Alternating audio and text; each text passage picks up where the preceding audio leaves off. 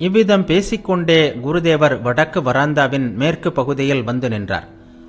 மாவும் அருகில் நின்று கொண்டிருந்தார்.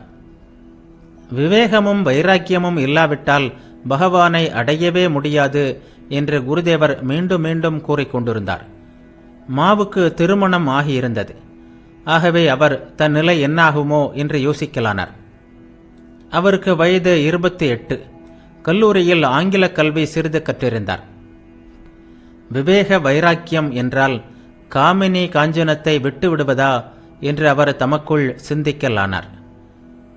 மா ஸ்ரீராமகிருஷ்ணரிடம் கேட்டார், மனைவி ஒருத்தி கணவனிடம், நீங்கள் என்னை கவனிப்பதே இல்லை, நான் தற்கொலை செய்து கொள்வேன் என்று கூறினால் என்ன செய்வது? ஸ்ரீராமகிருஷ்ணர் கம்பீரமான குரலில் கூறினார், இறைநெறியில் தடையாக நிற்கும் அத்தகைய மனைவியை புறக்கணித்துவிடு. அவள் தற்கொலைதான் செய்து கொள்ளட்டும், அல்லது வேறு என்ன வேண்டுமானாலும் செய்து கொள்ளட்டும். இறைநெறியில் தடையாக இருப்பவள் அவித்தியை வடிவான பெண். ஆழ்ந்த சிந்தனையில் மூழ்கியவராய் மா சுவரில் சாய்ந்து நின்று கொண்டிருந்தார். நரேந்திரரும் மற்ற பக்தர்களும் ஒரு வினாடி வாய்ப்பேசாமல் திகைத்து போய் நின்றனர்.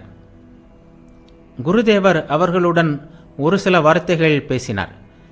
பிறகு திடீரென்று மாவின் அருகில் சென்று அவரிடம் மிக மெதுவாக கூறினார், ஆனால் யாருக்கு இறைவனிடம் ஆழ்ந்த பக்தி இருக்குமோ அவனுக்கு அரசர், தீயவர், மனைவி என்று எல்லோரும் அனுகூலமாக அமைந்து விடுவார்கள். ஒருவனுக்கு மனப்பூர்வமான பக்தி இருக்குமானால் காலப்போக்கில் அவனுடைய மனைவியும் இறைநெறியில் செல்வது சாத்தியமாகிவிடும். அவன் நல்லவனாக இருந்தால் இறைவனது அருளால் மனைவியும் நல்லவளாக ஆகிவிடக்கூடும் என்றார். மாவின் மனக்கவலை என்னும் நெருப்பில் தண்ணீர் பொழிந்தது போல் இருந்தது. தற்கொலை செய்து கொள்வதானால் செய்து கொள்ளட்டும், அதற்கு நான் என்ன செய்ய முடியும் என்று இவ்வளவு நேரமும் நினைத்து கொண்டிருந்தார் அவர். மா ஸ்ரீராமகிருஷ்ணரிடம், உலக வாழ்க்கை மிகவும் பயங்கரமானதுதான் என்று கூறினார். ஸ்ரீராமகிருஷ்ணர் மா மற்றும் நரேந்திரர் ஆகியோரை பார்த்து, அதனால்தான் சைத்தன்யர், தம்பி நித்யானந்தா, கவனமாக கேள், உலகியல் மனிதர்களுக்கு எந்த கதியும் கிடையாது என்று சொன்னார். மாவிடம் குருதேவர் ஒரு நாள் தனிமையில் கூறியிருந்தார், இறைவனிடம் தூய பக்தி இல்லாவிட்டால் கதி இல்லை.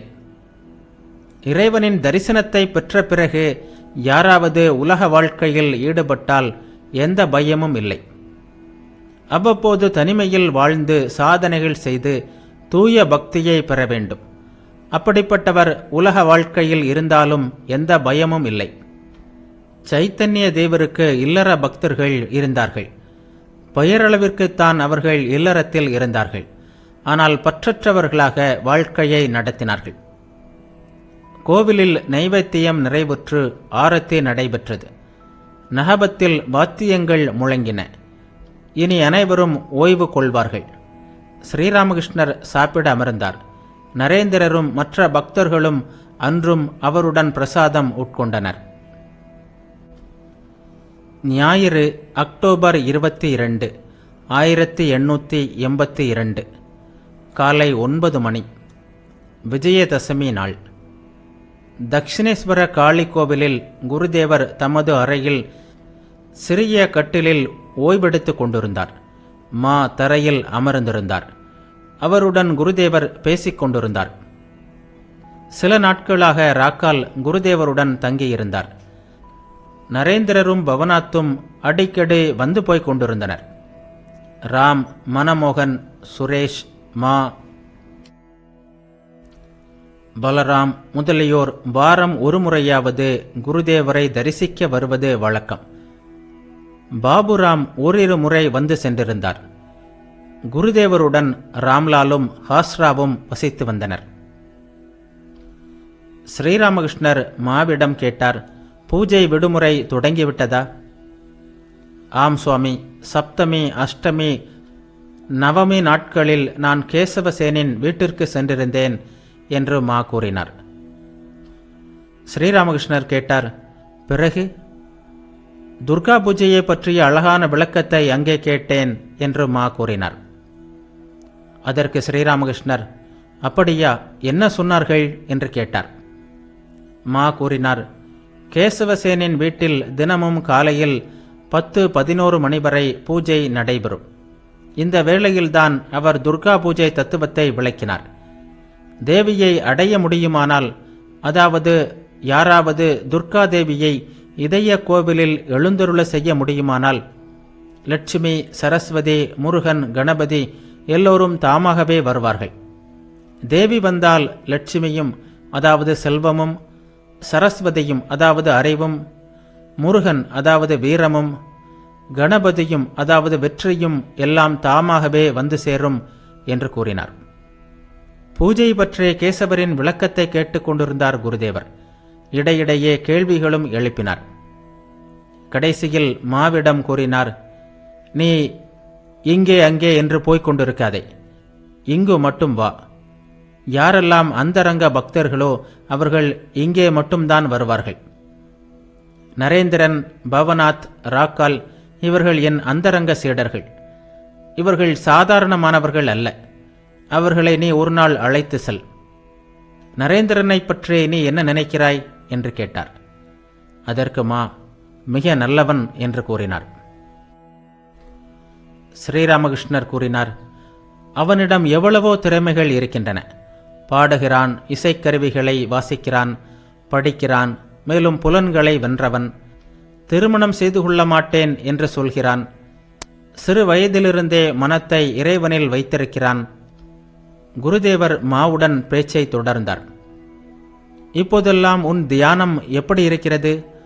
உருவமுறை, அருவமுறை இவற்றில் உனக்கு எது பிடித்திருக்கிறது? மா கூறினார், உருவ முறையில் என் மனம் ஈடுபடவில்லை. அதே வேளையில் அருவ நிலையில் மனத்தை நிலைபெற செய்யவும் முடியவில்லை என்றார். பார்த்தாயா, எடுத்த எடுப்பிலேயே மனம் அருவத்தில் நிலை பெறாது. ஆரம்பத்தில் உருவ முறைதான் நல்லது என்று ஸ்ரீராமகிருஷ்ணர் கூறினார். அப்படியானால் இந்த மண் சிலைகளை எல்லாம் தியானிக்க வேண்டுமா என்று கேட்டார் மா. ஏன் மண் சிலைகள்? இவை உணர்வு வடிவங்கள் ஆயிற்றே என்றார் ஸ்ரீராமகிருஷ்ணர். அதற்கு மா கூறினார், அப்படியே இருந்தாலும் கை, கால் எல்லாம் கற்பனை செய்ய வேண்டுமே. ஆரம்பத்தில் உருவ தியானம் செய்யாவிட்டால் மனம் ஒருமுகப்படாது என்றும் தோன்றுகிறது. நீங்களும் கூறியிருக்கிறீர்கள். போகட்டும், இறைவனால் எந்த வடிவத்தையும் எடுத்துக்கொள்ள முடியும் அல்லவா? எனவே சொந்த தாயின் உருவத்தை தியானம் செய்யலாமா? ஸ்ரீராமகிருஷ்ணர் கூறினார், செய்யலாம். அவளே குரு, அவள் பிரம்ம ரூபிணி. மா பேசாமல் இருந்தார். சிறிது நேரத்திற்கு பிறகு குருதேவரிடம், சுவாமி, அருவ காட்சி எப்படி இருக்கும்? அதனை விளக்குவது இயலாத காரியமா என்று கேட்டார்.